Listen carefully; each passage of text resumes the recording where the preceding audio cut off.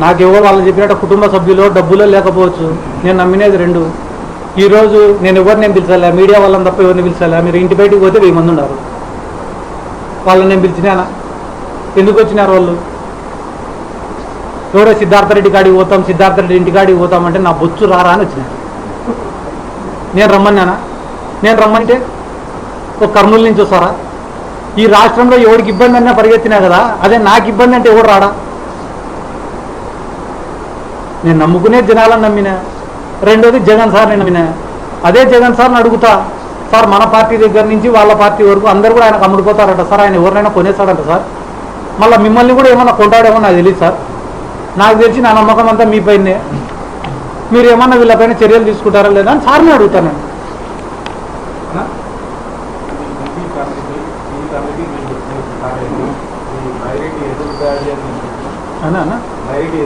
అన్న నేను చాలా సింపుల్గా చెప్తాను, నేను ఎవరిపైన అది ఎదురుదాడి చేయలేను. వాళ్ళు నిజంగానే పెద్ద మనుషులు అయ్యింటే ఆ కుటుంబాన్ని పిలుచుకోనో లేకుంటే కానీ ఆ బాలు లాంటి వ్యక్తుల జోలికో వాళ్ళు పోరు. ఆ కుటుంబానికి అన్యాయం చేయరు. 2 పాయింట్లు.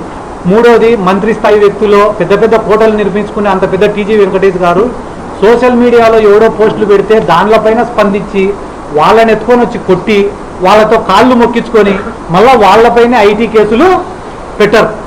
వాళ్ళు పెద్దోళ్ళు అయితే ఈ పనులు చేయరు, ఈ పనులు చేస్తున్నారంటే వాళ్ళు పెద్దోళ్ళు కాదు.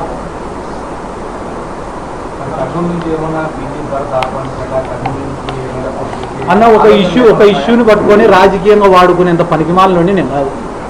కర్నూలులో వచ్చి నేను నిలబడాలంటే కర్నూలులో ప్రతి వార్డు తిరగాల, ప్రతి వార్డులో వర్గాన్ని తయారు చేసుకోవాలా, పార్టీ కోసం కష్టపడాలా, ప్రజల సమస్యలు తెలుసుకోవాలా, వాటిపైన గలమెత్తాలా, ప్రజల నమ్మకాన్ని సంపాదించాలా. ఇవన్నీ అయిపోయిన తర్వాత కర్నూలు నుండి పోటీ చేశానా అని చెప్పి నేను చెప్పాలి. ఒకరోజు నేను విమర్శిస్తేనే మొత్తం నందికొట్కూరు, కర్నూలులో సిద్ధార్థ రెడ్డి, భరత్ అని మాట్లాడుకోవడం వల్ల ఒకటే రోజు నేను ఎమ్మెల్యే అభ్యర్థిని అయిపోను, ఎమ్మెల్యేని అంతకన్నా అయిపోను.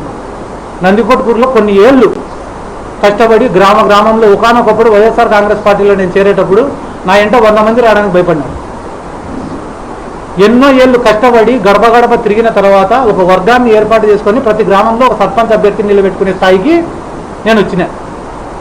ఒక అంశాన్ని వాడుకొని రాజకీయం చేసి వాళ్ళు ఎవరో పోటీ చేద్దామంటే ఎంతసేపు ఆయన టీడీపీ పార్టీ వద్దు, నాకు వైసీపీ పార్టీ వద్దు, ఇండిపెండెంట్గానే తగలొచ్చు మేమిద్దరు. ఆయన అధికారాన్ని అడ్డం పెట్టుకొని టీడీపీ తరపున నిలబడాల్సిన అవసరం లే, నేను జగన్ సార్ బ్రాండ్ని అడ్డం పెట్టుకొని వైసీపీ తరపున నిలబడాల్సిన అవసరం లే, ఇండిపెండెంట్ నిలబడిన సార్. కానీ దానివల్ల వచ్చే లాభం ఏమింది? నేను అడిగే ప్రశ్న, కుటుంబానికి న్యాయం చేస్తారా చెయ్యరా?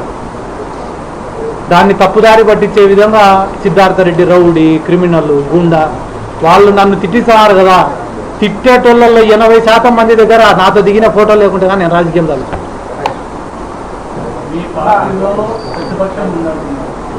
కొంతమంది లీడర్లు వాళ్ళకి అందపోయినారు. మీ కుటుంబంలో ప్రతిపక్షం ఉంది. ఇంత ప్రతిపక్షం ఉన్నా మీరు ధైర్యంగా పోరాడుతున్నారు.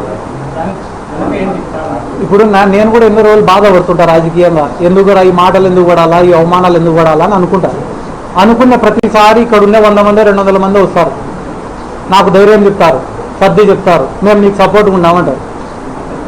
మళ్ళీ ఇంతమంది ధైర్యం ఏం లేనప్పుడే రాజకీయాల్లోకి వచ్చినాం కదా, ఇంతమంది ధైర్యం ఉన్నప్పుడు ఇంకంతకన్నా ఏం కావాలన్నా? ఇప్పుడు ఆయన అన్నారు, పెద్ద ఆయన టీజీ వెంకటేష్ గారు కూడా ఏముంది, నువ్వు 10 మందిని పిలుచుకొస్తే నేను 100 మందిని పిలుచుకొస్తాను. మీరు 100 మందిని పిలుచుకొని రావాలని ఒక్కొక్కరిని 10,000 ఇవ్వాలా, ప్యాకెట్లు ఇవ్వాలా? సిద్ధార్థ రెడ్డి గారు చక్కగా వచ్చి రోడ్డు మీద దిగిన 50 మంది 100 మంది వచ్చారు రారు చూసాం. ఆయన స్థాయి వ్యక్తి మాట్లాడాల్సిన మాటలు కాదు. ఒకవేళ జగన్మోహన్ రెడ్డి మీరు అడిగిన డిమాండ్ నెరవేర్చిన పక్షంలో మీరు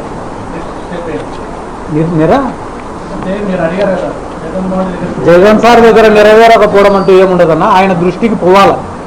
ఇక్కడ జరుగుతున్నటువంటి అరాచకాలు కానీ, వైసీపీ కేడర్ పడుతున్న ఇబ్బందులు కానీ అన్ని జగన్మోహన్ రెడ్డి గారికి తెలియాలి. నిన్న మొన్న ఎవరో మా పైన కామెంట్స్ చేసినారు. వాళ్ళు కానీ వైఎస్ఆర్ కాంగ్రెస్ పార్టీ గవర్నమెంట్లో మేమే వాళ్ళకు తగిన రీతిలో బుద్ధి చెప్పినంటే వాళ్ళు ఈ మాటలు మాట్లాడే వాళ్ళు కాదు. మళ్ళా నెక్స్ట్ గవర్నమెంట్ వచ్చినప్పుడన్నా కూడా ఈ కర్నూలులో గ్రూప్ రాజకీయాలు లేకుండా ఒక బలమైన నాయకుడిని పెట్టుకొని క్యాడర్కి ధైర్యం ఇచ్చి క్యాడర్ని బలవంతుల్ని చేస్తే ఇటువంటి ఇబ్బందులు రావు.